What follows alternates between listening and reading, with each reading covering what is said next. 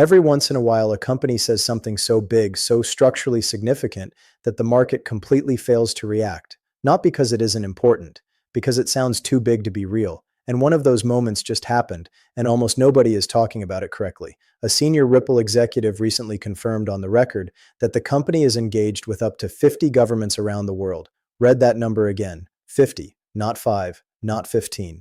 50 sovereign governments sitting down with a single private company to understand blockchain technology, central bank digital currency design, and the architecture of programmable money. And the timeline watchers, the chart guys, the price prediction crowd, they reduced this to a single tweet and moved on. What I am about to walk you through is not being explained on the news, it is not being explained on the major XRP channels, and it is being completely buried under conference noise and pump speculation. Let me pull back the curtain on what 50 government engagements actually means, why this is not a marketing number, and why this single data point reveals more about where XRP fits in the next financial system than every price prediction video on the internet combined. The world missed the signal again. We are going to fix that today. Welcome back. I am the Calm Analyst, and on this channel we do not chase candles, we do not promise Lambos, and we do not sell you fantasy. We decode infrastructure, we read the filings, we follow the math. Today we are going to examine a single statement, peel back its layers, and look at what it tells us about who is building the next monetary system, who is already inside the room, and where the value accrues when the architecture is finally turned on. Sit back, let's get to work. Let's start with the hard truth. About 95% of XRP holders are looking at this asset through completely the wrong lens. They are watching the price charts. They are arguing about the next pump date. They are debating whether the spot price will hit a specific number by a specific quarter. And while they do that, the actual story, the structural story, the multi-decade story, is being told inside closed-door meetings between Ripple representatives and sovereign central banks in jurisdictions you cannot pronounce. To understand what the 50 governments figure actually represents, you need to understand a concept most retail investors have never properly absorbed. We are not in a crypto cycle. We are in a once-in-a-century rewrite of how money itself moves. Cash usage is collapsing globally. Digital payment ecosystems are rising. Geopolitical fragmentation is forcing every major economy to reevaluate its dependence on legacy financial rails. And every central bank on Earth is grappling with the same uncomfortable question: who controls the rails, controls the flow? That is why central bank digital currencies are no longer a speculative experiment. They are a strategic necessity. A country without a digital settlement layer in 2030 will be like a country without an electrical grid in 1950. It will exist, but it will not compete. So the question facing every government right now is not whether to digitize their currency. The question is who they partner with to do it. And this is where the 50 governments figure becomes a category-changing data point. We are not talking about a handful of pilot programs anymore. Publicly, we only know about a small set of confirmed engagements. Places like Bhutan, Palau, and a few others running visible pilots. But anyone who has ever worked near sovereign-level financial infrastructure knows the rule. Central banks do not announce early, they test quietly. They iterate behind closed doors. They sign non-disclosure agreements that do not expire. And they only go public when the system is ready to launch in production. So when you hear 50 governments, what you are actually hearing is this. The public pilot list is the tip of an iceberg whose true size is being hidden, intentionally, for sovereign reasons. There is a global pipeline of CBDC infrastructure development that is dramatically more advanced than the public narrative suggests. And the company sitting at the center of those conversations, with a productized full-stack platform covering issuance, distribution, wallet management, settlement, and cross-border interoperability, is not a speculative startup. It is being treated as critical infrastructure. Now here's the part that the Moonboy crowd cannot frame correctly, and the bear crowd actively gets wrong. CBDCs do not compete with crypto. CBDCs validate crypto. They validate the entire thesis that value should be digital, programmable, and instantly transferable. And more importantly, they create the largest infrastructure demand event in modern financial history.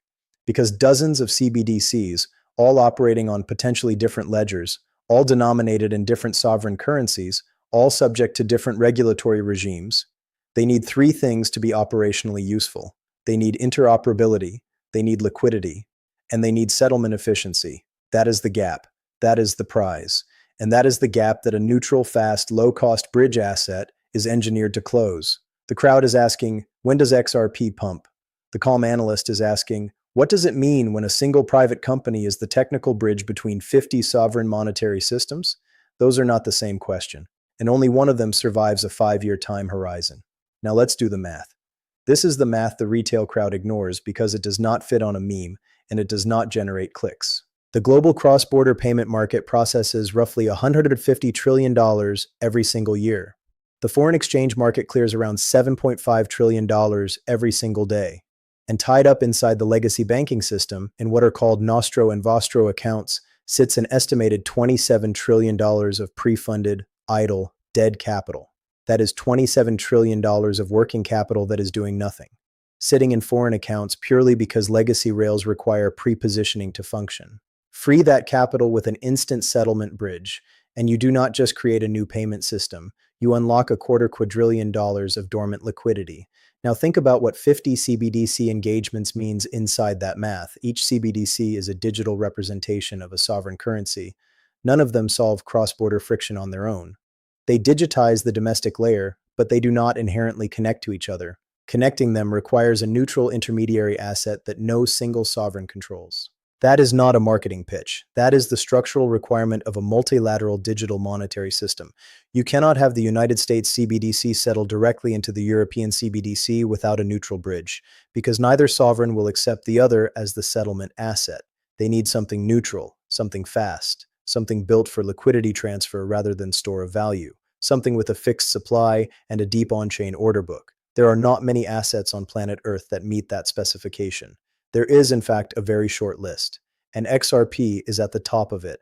Apply a conservative number. Forget the Moonboy fantasies. Forget the price predictions. Let's say a bridge asset connecting CBDC corridors captures just 1% of annualized cross-border flow. That is $1.5 trillion of settlement volume routing through an asset with a fixed supply of 100 billion tokens, the majority of which is held in escrow, on exchanges with declining reserves, in cold storage that does not move, or simply lost. This isn't a prediction, it's a requirement of the math. If you want to clear 1.5 trillion of annualized flow through a finite token, the unit value of that token has to expand to absorb that flow without breaking the order book. That is not a guess. That is the logical mathematical outcome of how settlement assets behave when demand exceeds float. If you have a problem with these numbers, you do not have a problem with me. You have a problem with the laws of finance. Now, I want to put a single piece of context in front of you that should reframe how you read this entire moment. Institutions do not move fast. They are slow, deliberate, conservative, and almost paranoid about regulatory risk. But when they move with absolute conviction. So when you see Ripple acquiring infrastructure companies, building out a productized CBDC stack, signing engagements across 50 jurisdictions, presenting at sovereign-level summits, and being referenced by major financial institutions in their forward-looking technology roadmaps. That is not noise. That is signal. That is the slow, deliberate, irreversible repositioning of a company from crypto startup to monetary infrastructure provider. Ask yourself a brutal question. Does a sovereign government engage in CBDC consultation with a vendor it does not believe will exist in 20 years? Absolutely not. Sovereign engagements are multi-decade commitments. They are not reversible without enormous political and financial cost. The fact that approximately 50 governments are willing to even sit down at the table, let alone share their domestic monetary roadmap, tells you exactly how seriously this technology stack is being treated at the highest levels. This is calculated positioning by allocators, by central bankers, by sovereign treasuries who are not gambling. They are building. While retail investors complain about a sub-$2 spot price, the architecture of the next monetary system is being assembled, brick by brick, in rooms that retail will never see. The price is the lagging indicator. The architecture is the leading one. We are watching the structure get built. The candle will follow eventually.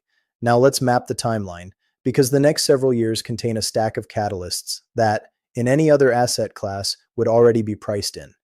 In the near term, we are going to see what we have already been seeing.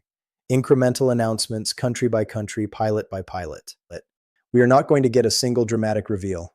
Instead, we are going to get a steady drip of confirmations. One nation announces a partnership, another announces a successful pilot, a third announces full production rollout. Each one looks small in isolation. Stack them together over 24 months, and they describe an infrastructure rollout at planetary scale.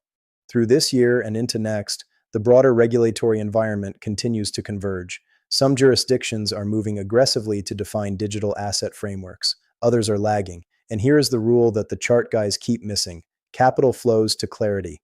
The countries that move first, that define rules first, that integrate digital infrastructure first, those countries become the magnets for the next decade of financial activity. That is why companies like Ripple are not just building product. They are educating regulators. They are sitting in committee hearings.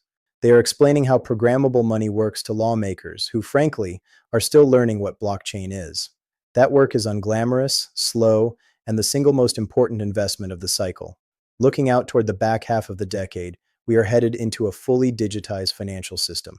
Not just digital payments, tokenized bonds, tokenized real estate, tokenized commodities, tokenized equities, programmable, interoperable, instantly settlable. And in that world, the infrastructure layer becomes the kingmaker. Application layer projects come and go. Foundational settlement networks consolidate into a small set of dominant systems and then stay there for decades. That is how infrastructure works. Telecommunications consolidated, internet protocols consolidated, payment networks consolidated, settlement layers will consolidate too. And the early movers will not just lead the market, they will define the market. Now think about what that consolidation means for accumulation. We are moving from an era of XRP abundance to an era of XRP scarcity, and most people will not notice until it is already over. Of the 100 billion fixed supply, the majority is locked in escrow with controlled releases that are largely relocked. A meaningful fraction is held by long-term holders who have not moved their tokens in years. A growing portion is being absorbed into ETF wrappers and corporate treasury positions. And exchange reserves, the float that is actually available for purchase, has been on a multi-year drawdown.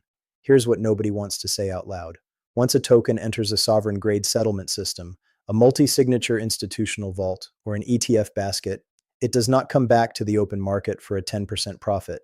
It is structurally removed from the tradable float, sometimes for the entire cycle. Every infrastructure integration, every government pilot, every ETF inflow day is mechanically a supply removal event. The float keeps shrinking, the demand keeps growing. The math is what it is. The window for accumulating whole tokens at current prices is not infinite. It does not close on a specific date that I can give you. It closes when one of two things happens. Either the regulatory and infrastructure rollout reaches a tipping point where institutional capital floods in faster than the order book can absorb at these levels, or the supply absorption simply outpaces the float that is willing to sell. Whichever happens first ends the window. That is not me being dramatic. That is the operational reality of how settlement assets get repriced when their utility is finally recognized. The institutions, the central banks, the sovereign treasuries, they have spent years quietly testing, quietly integrating, quietly positioning. The retail crowd has spent those same years getting shaken out by chop, by FUD, by sideways months that feel like they will never end. That is not a coincidence. That is how every major asset reclassification in modern financial history has played out. The patient holders who understood the structural story end up on the right side of the revaluation. The impatient holders who treated this as a trade end up as the exit liquidity that funds the entry of the informed. I know it is hard to watch sideways price action when this much structural news is hitting every week. I know the chart looks like it is mocking your conviction. As an analyst, I am trained to distinguish between noise and signal, and I want to be honest with you about something. The current price is not the asset's verdict. The current price is the residual reading of a market that is still partially gated. The infrastructure is being built. The relationships are being signed. The pilots are being run.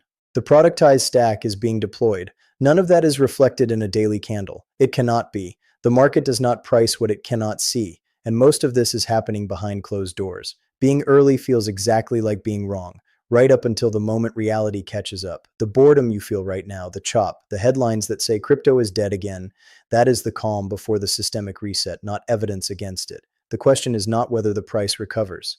The question is who is still holding when the structural revaluation occurs and the new floor is set well above today's range. I cannot tell you what 1,000 XRP will be worth in 5 years. No honest analyst can. What I can tell you is that the infrastructure being built underneath this asset by this company with these counterparties in these jurisdictions is consistent with a sovereign-grade settlement layer valuation, not a speculative tier valuation.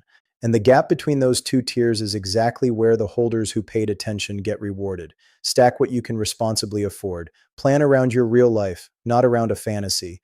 and distinguish between the noise of the day and the signal of the structure. Let me close with a single thought. The crowd is watching for the next pump. The calm analyst is watching the moment. A single private company becomes the technical bridge between 50 sovereign monetary systems and the next century of programmable finance. One of those views fits in a tweet. The other one fits inside the foundation of the new global financial architecture. Price is a distraction. Value is the reality. One is a candle. The other is the rewrite of how money moves. History does not reward comfort. It rewards the people who paid attention while the room was quiet. If you made it to the end of this analysis, drop the word bridge in the comments. I want to see who actually understood what just got revealed, because that is the audience I am building this channel for. If this is the kind of breakdown you want more of, you know what to do with the subscribe button. In a market fueled by emotion and noise, we thrive on data and composure. Stay patient, stay rational. The math doesn't lie, and the system is almost complete. I am the calm analyst. I'll see you in the next briefing.